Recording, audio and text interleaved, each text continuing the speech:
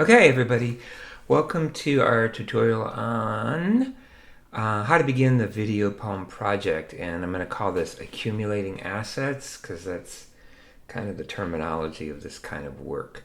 Okay, so of course, the first step is to have chosen a poem, which I assume you have, and it's going to be to record your poem. And you could be revising your poem actually as you go through this project. That's not a bad thing.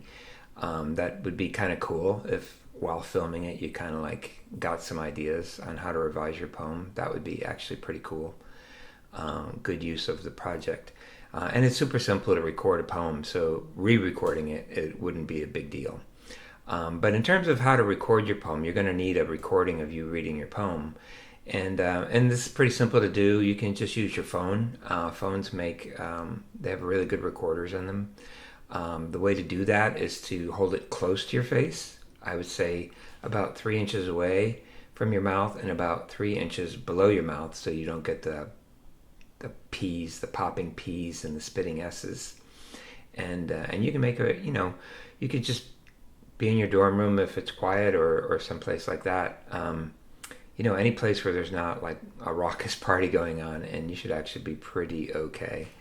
And when we read poetry, speak naturally. Sometimes people have their poetry voice or something like that. And I think the trick to reading poetry is to continue to speak naturally, but yeah, not too fast. Some people read too fast, not too slow.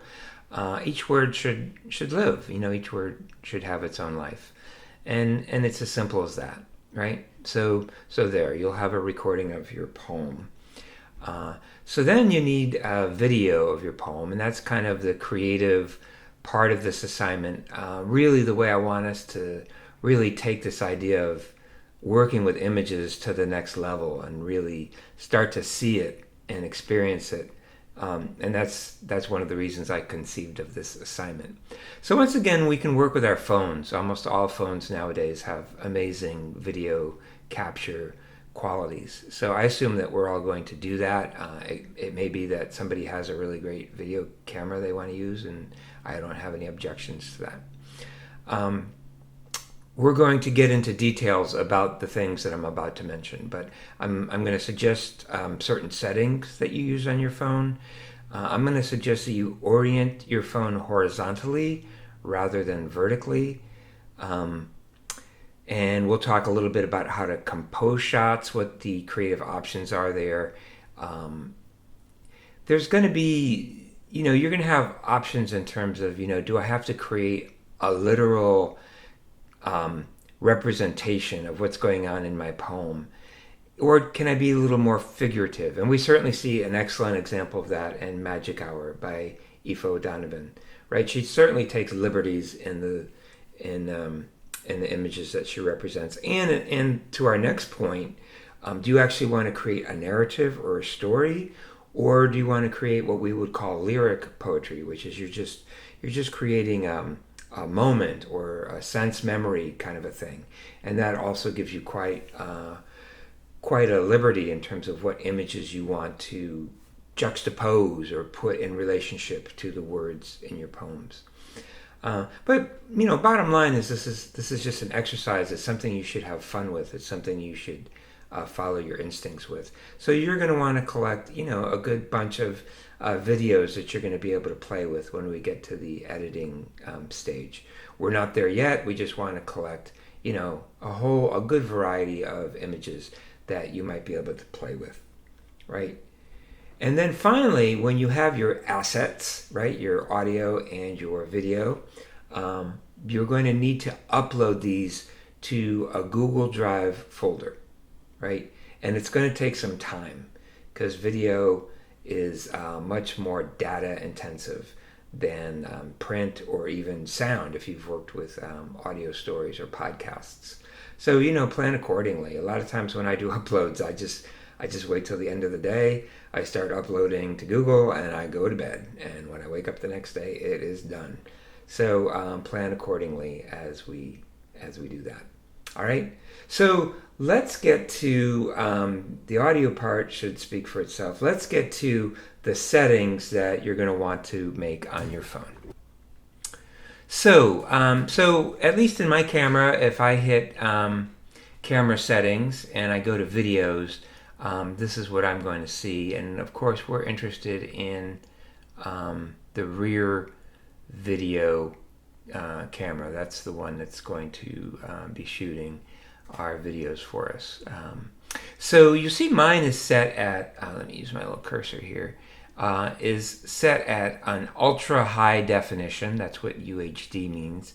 And 3840, this is basically 4K, right? And we do not need files in 4K for our project, right?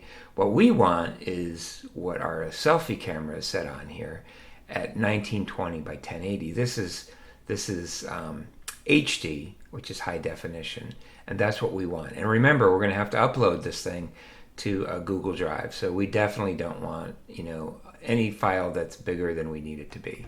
So let me play this forward, and as I work through here, so I hit I'm going to hit my options here.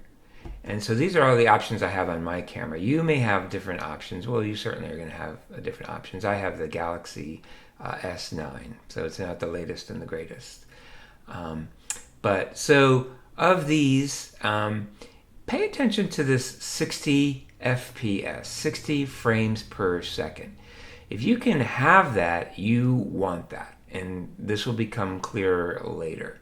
But I actually do. So FHD 1920 by 1080, that's high definition, and I have 60 frames per second. So that's pretty cool. That's the one I want. I'm going to push that, and that's the one I'm going to select. So there I see it. FHD, 60 frames per second, 1920 by 1080, and I am good to go. I'll hit this thing to go back just to make sure my camera has accepted my setting. So there it is. And now I'm good to go. My camera has the setting that I want it to have. So let me show you the poem that I'm going to work with, and then I'll show you some compositions that I used with my camera. So I didn't have time to write my own poem, I'm afraid to say, but I just have too much on my plate. But this is a poem I found called September Tomatoes by Karina Borovich, and I like it very much. And so this is the poem I want to work with. The whiskey stink of rot has settled in the garden, and a burst of fruit flies rises when I touch the dying tomato plants.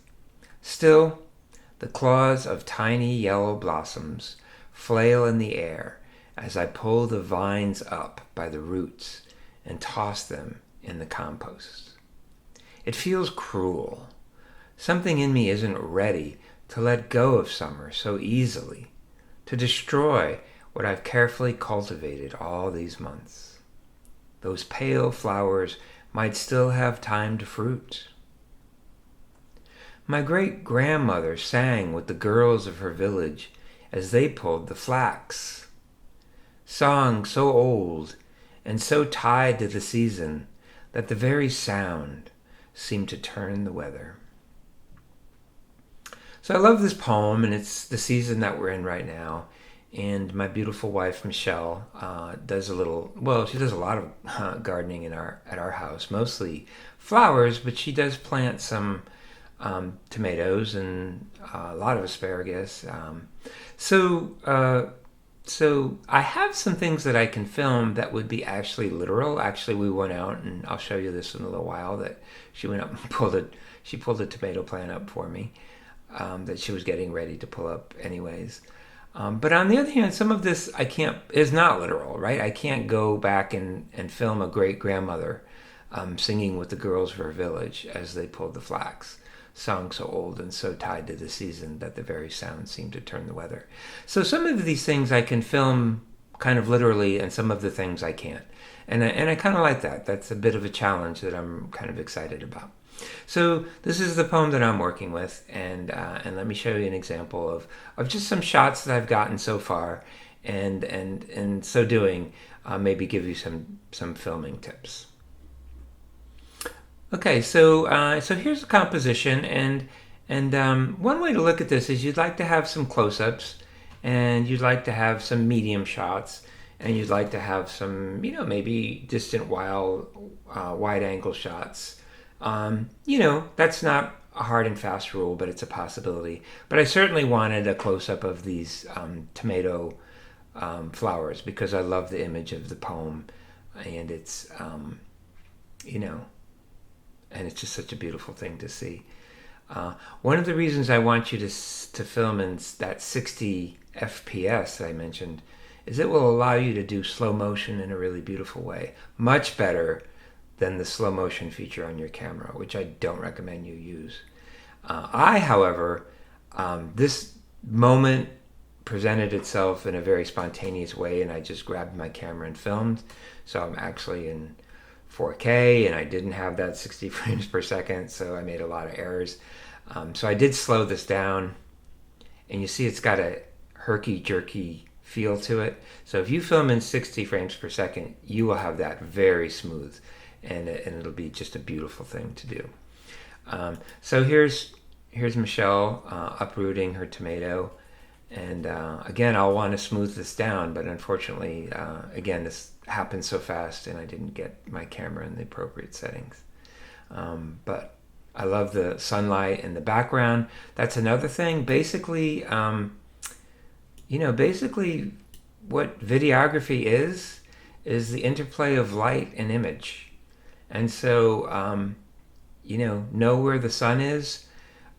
Basically, you either want the sun behind you or in front of you, and you can get some beautiful effects. So I love this shot quite beautifully. It certainly captures autumn, right? You have some leaves changing, you have some late flowers, you have they have the milkweed here in the foreground. We planted all this milkweed when my son was younger, and he was doing his what are those monarch butterfly experiments, and so yeah, I quite love that shot and that composition. So now I'm looking around, like, what am I going to do for these great grandmothers in the flax? And so, I just look for shots that, compositions. I like this. We're very fond of this this metal sculpture of the owl that we found at an arts and crafts fair, and close-ups, and I'll get a little of the claws as well. And maybe I'll turn those into black and white. I don't know. Not sure what I'm going to do with those. So then I had this other idea where I could just do this, right? Find these are dead echinacea, or coneflowers as they're known, and film directly into the sun. And there's some bees still hanging around. And you can move. So when you move the camera, this is actually not slow motion, but I'm moving the camera as smoothly and as little as possible, right? If you move your camera a lot, which you may not even feel a lot, but if you move it a lot, it's going to be blurs, wild blurs. But just very, very gentle movements side to side can have very dramatic effects. You get this little sun flare here, which I like the little sun flares. And then I moved over to the these are asparagus. Michelle, she's kind of crazy for asparagus. And the next day I went out, and now I'm back to the beginning. The next day I went out and I did the front yard where we have Russian sage, and there was some really good images of bees in the Russian sage. And again, I filmed into the sun, and I really like those very much. So that's a brief tutorial on just some tips how to conceive of and go out and get some video. Give yourself some creative license. You'll be amazed what your phone can do. The next tutorial will be about how to manage these files and how to bring them into the video editing software. Okay, good luck. Let me know if you have any questions. Bye-bye.